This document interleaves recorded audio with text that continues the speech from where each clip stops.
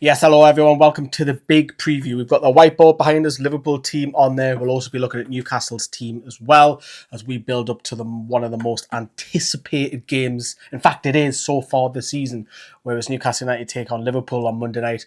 Of course, this man, Hugo Ekitike, was heavily linked to Newcastle. Of course, the biggest player who's not even going to be involved tonight will be watching at home, and Alexander Isak. Of course, once that move away, Liverpool are strongly linked to him with a bid short of what Newcastle are asking for. It's under the lights, it's bank holiday. A few of them will be going down. It will be a hell of an atmosphere. So let's get the video gunning.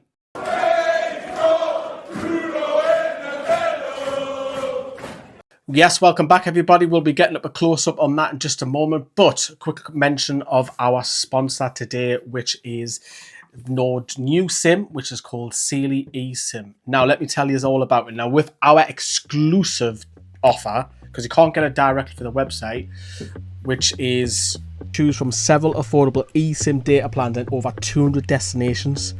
With a Saily eSIM, you'll always have a connection when needed. Now, my mum's not the most clued up because I've just set her up because she's just went abroad. So all you do is you download the app, you choose your SIM plan, where you're going to go, whether you're on Apple or Android, pick the country that you're going to go, buy a plan. You can buy multiple, as I say, over 200 destinations are available and some of the best rates are online.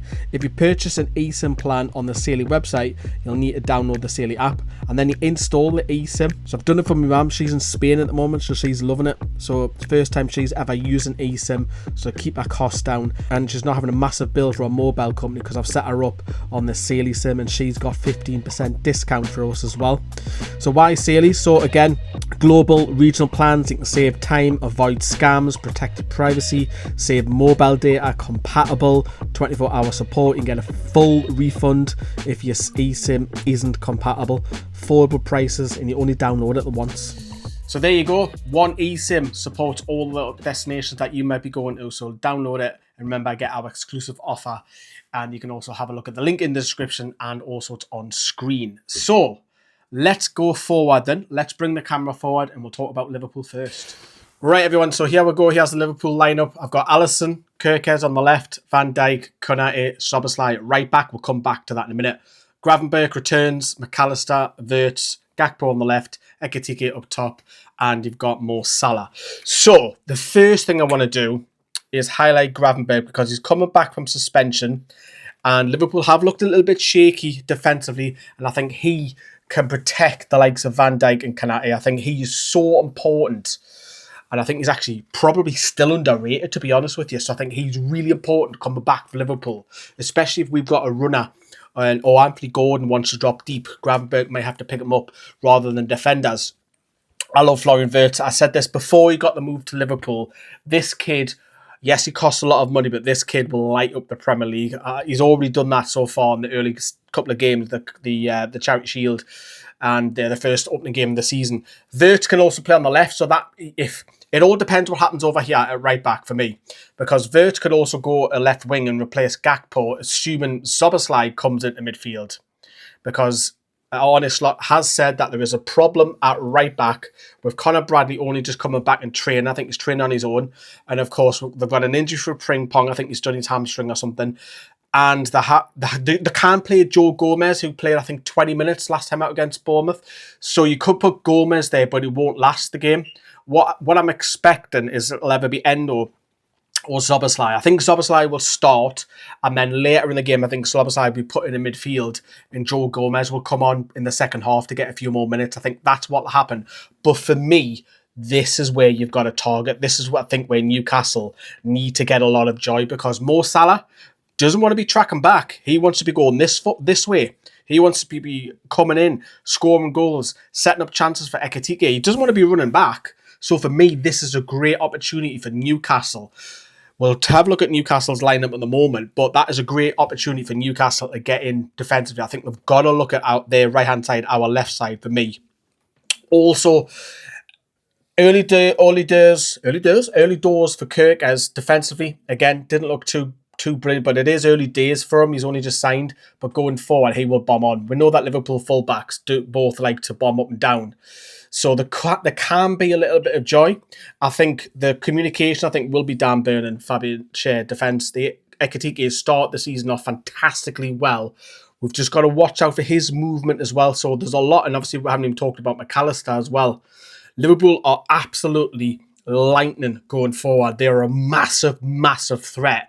But defensively, especially over here, we can get a bit of joy. Yes, the plus side for Liverpool is that they've got Gravenberch back. But I think we've got to go over here. It's obvious we've got to target their makeshift right back, whoever it is. Right then, so that's how I think Liverpool will line up. Please let me know how you feel about it. And I want to also know your score predictions as well. Drop us a like for it, for the creativity. I could have just done this all electronically, but I want to bring all this back old school. But enough of the tag, and I think we should jump on and talk about Newcastle United.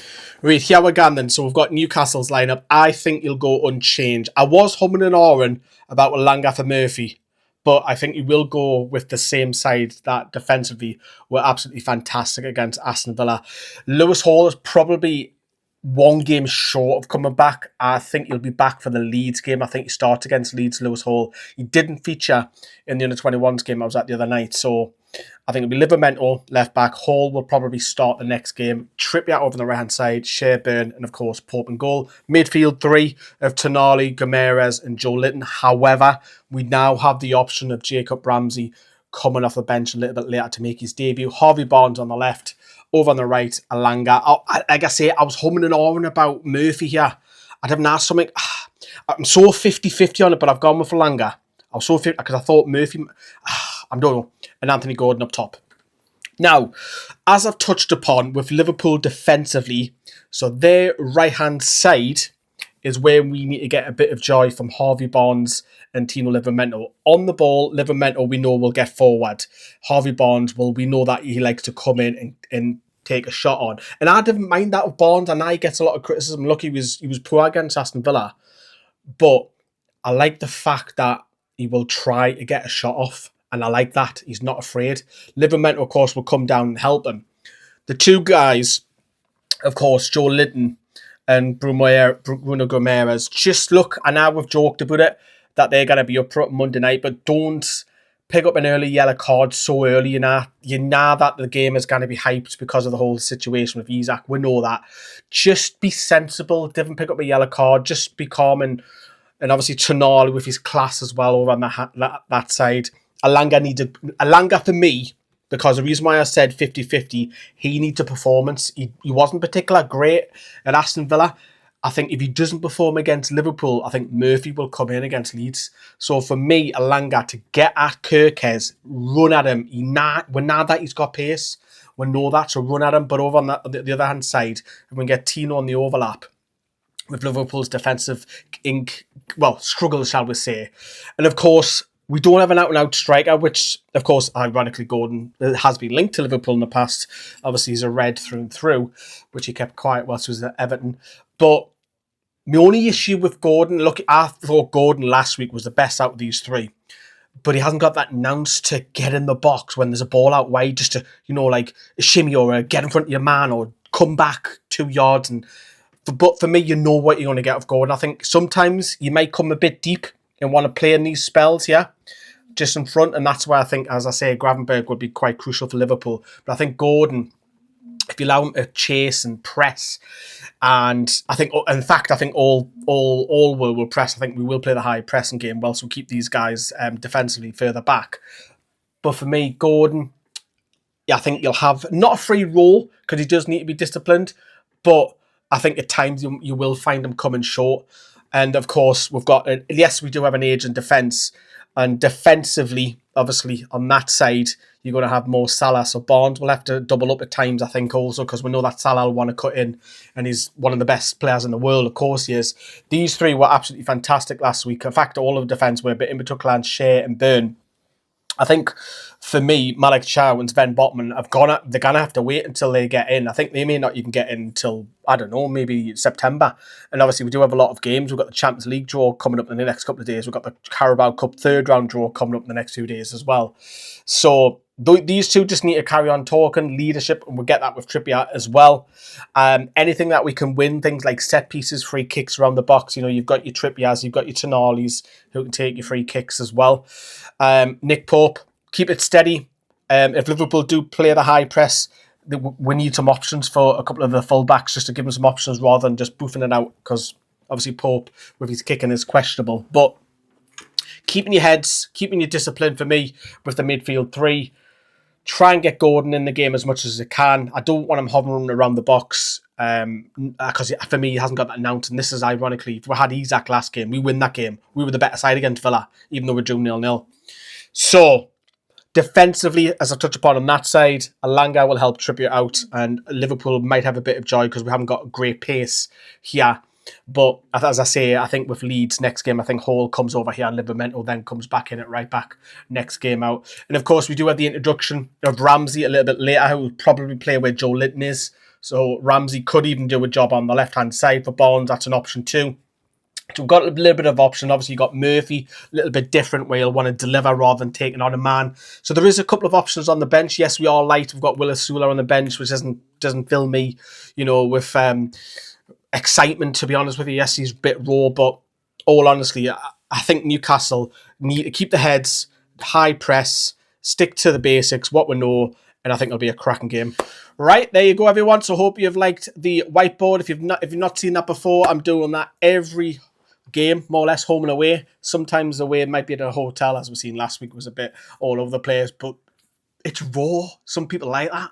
Just a bit of rawness back rather than the glitz and the glamour and the sparkles on videos and graphics and stuff. But yeah, my time to predict now. I'm going to say it'll be a score draw. We don't have a great record against Liverpool in the league, that is. I think it's over 15 games. I think it might be 17. It's definitely over 15 games that we've not beat Liverpool, which is an awful record. But we did win the big one last year. Well, last season. I say last year. It was only a few months back. Which, of course, was the Carabao Cup final. That was the big one. So we've got the monkey off the back. I think it'll be score draw. I cannot wait for the atmosphere. I really can't. I'm so looking forward to it. Monday night under the lights. I'm buzzing for it. I love games like that. So, yes, some people might say that the Sunderland game later will come. But in a nighttime game, this will be the best in the Premier League so far this season. And we know that the media are going to hype it up if you're not at the game. They know that Sky are going to build it up as this, that, and the other, Isak and whatever, Ekitike and whatever. But all reaction to come. All the place. We've got a live instant reaction with Josh and Joe. I'm going to be bringing you all the stuff from outside the stadium with a match reaction, a vlog. We've got scoring the players. Oh my God, what else we've got? We've got the last word. We've got loads of content for you after the game. Loads, so they'll all be going out with Daft O'Clock. So stay tuned to Newcastle Fans TV. This is the place to be. We're at every game, home, away, abroad, wherever Newcastle United play, and the women, and a lot more of the under-21s as well. But we'll see you very soon. We'll see you for match day. How are the lads?